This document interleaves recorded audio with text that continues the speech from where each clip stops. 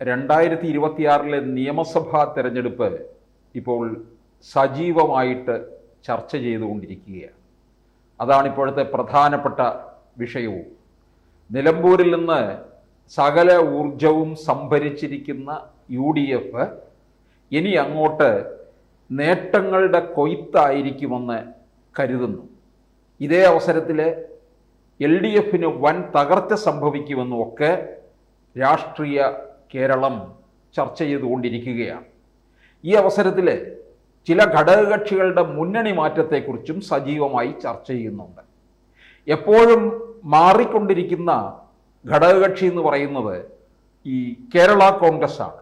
കാരണം കേരള കോൺഗ്രസ് ഇല്ലാതെ ഒരു ഭരണം ഒരു കാലത്തും ഉണ്ടാകില്ല, ഉണ്ടാകാനും പോകുന്നില്ല എന്നുള്ള തരത്തിലായി തീർന്നിരിക്കുകയാണ്.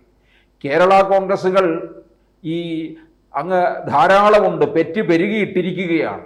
അതുപോലെ അങ്ങനെ അത്രത്തോളം വർദ്ധിച്ചു നിൽക്കുന്ന കേരള കോൺഗ്രസിന് ഒരു ഏകീകൃത കേരള കോൺഗ്രസ് എന്ന സങ്കല്പവുമായിട്ട് PJ ജോസഫ് രംഗത്ത് വന്നിട്ടുണ്ട്.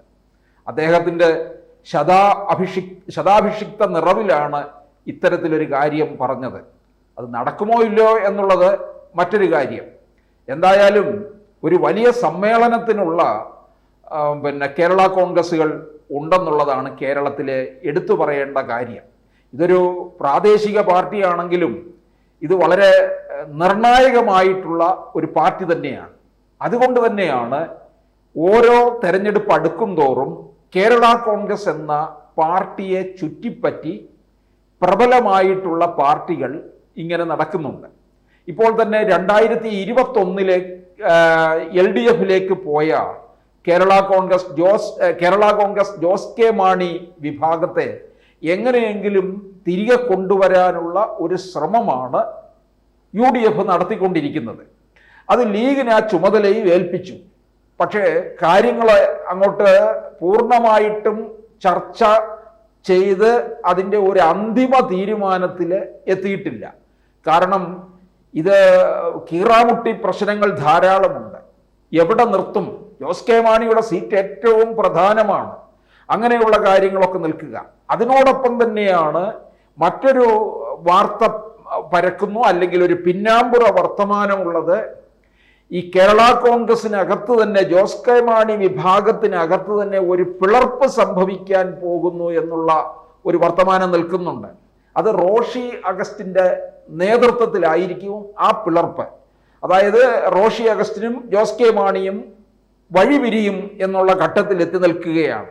4 MLA റോഷി അഗസ്റ്റിനോടൊപ്പം ഉണ്ടാവും. Roshi Augustine, N Jayaraj, Poonjar MLA Sebastian Kulathinkal, Changanassery MLA, ഇവർ 4 പേരും ഒരു ഗ്രൂപ്പായിട്ടും റാന്നി MLA പ്രമോദ് നാരായണൻ മാത്രം ജോസ് കെ മാണിയോടൊപ്പം. കാരണം പ്രമോദ് നാരായണൻ അറിയാം, റാന്നി മണ്ഡലം LDFന് അനുകൂലമായിട്ട് നിൽക്കുന്ന ഒരിടമാണ്.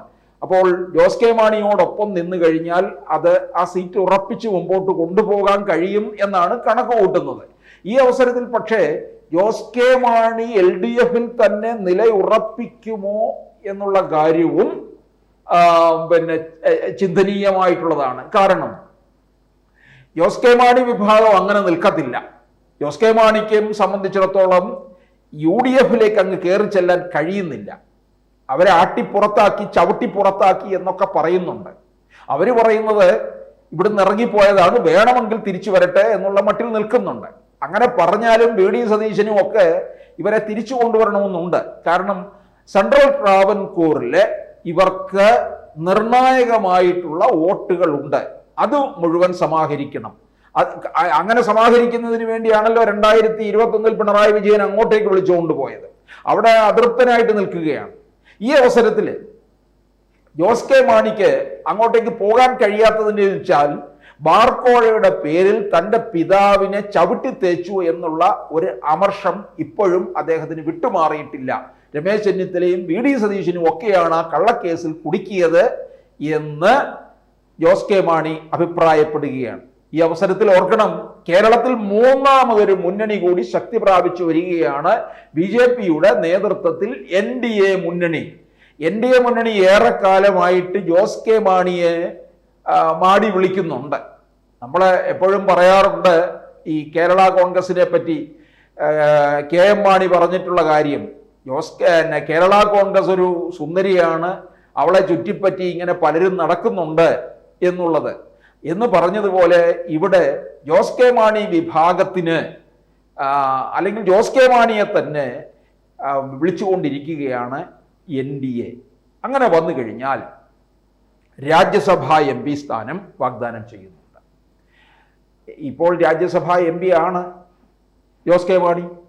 2021 തെരഞ്ഞെടുപ്പിന് മുമ്പ് ഇങ്ങോട്ടേക്ക് UDF-ൽ നിന്ന് ഇറങ്ങുമ്പോൾ അവിടെ വെച്ച് അവർ കൊടുത്തിരുന്ന രാജ്യസഭാ MP സ്ഥാനം അവിടെ തന്നെ ഊരി കൊടുത്തിട്ടിങ്ങി പോന്നു.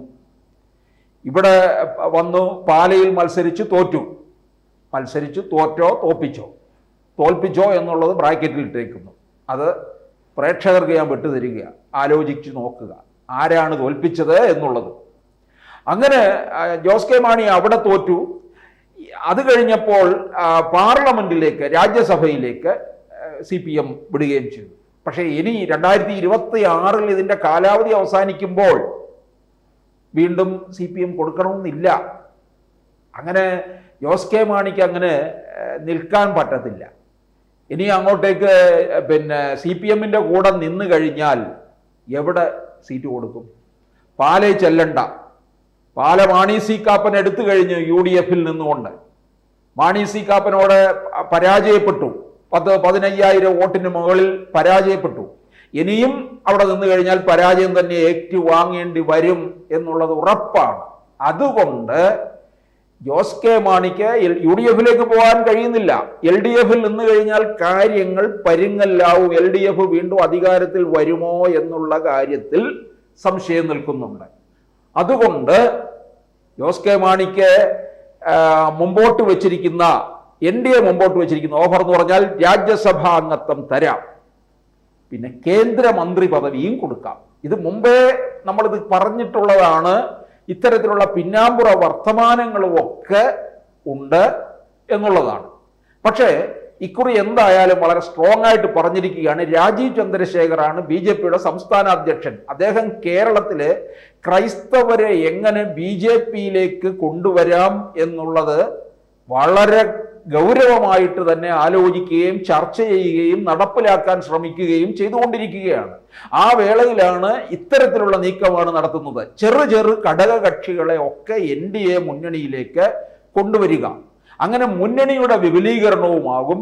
കൂടുതൽ ന്യൂനപക്ഷ സമുദായത്തിൽ നിന്ന് വോട്ട് സമാഹരിക്കാനും കഴിയും എന്നുള്ളതാണ്. അങ്ങനെ ജോസ് കെ മാണിയെ കൊണ്ടുവന്നു കഴിഞ്ഞാൽ കേന്ദ്രമന്ത്രി പദവി, അത് ജോസ് കെ മാണിക്ക് കിട്ടുന്ന വലിയ അംഗീകാരമാണ്. കേരളത്തിൽ എന്തായാലും ഇനി അങ്ങോട്ട് ഒരുപക്ഷെ 2026 കഴിഞ്ഞിട്ട് പിന്നീടുള്ള തെരഞ്ഞെടുപ്പിൽ 2031 BJP ആണ് ശക്തി പ്രാപിക്കാൻ പോകുന്നത് എന്ന് ജോസ് കെ മാണിക്കും അറിയാൻ കഴിയുന്നുണ്ട്.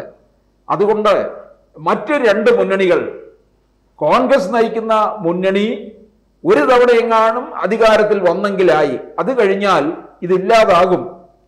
LDF-നെ സംബന്ധിച്ചിടത്തോളം അവർക്കും തകർച്ചയും സംഭവിക്കും. അപ്പോൾ ശക്തി പ്രാപിക്കാൻ പോകുന്ന NDA മുന്നണിയിലേക്ക് പോകാനാണ് ജോസ് കെ മാണി താല്പര്യം കാണിക്കുന്നതും. എന്തായാലും വൻ ഓഫറുകളുമായിട്ട് BJP നിൽക്കുകയാണ്. കൂടുതൽ വാർത്തകളും വിശേഷങ്ങളും നിങ്ങളിലേക്ക് എത്താൻ ABC മലയാളം സബ്സ്ക്രൈബ് ചെയ്യുക, ബെൽ ബട്ടണും അമർത്തുക.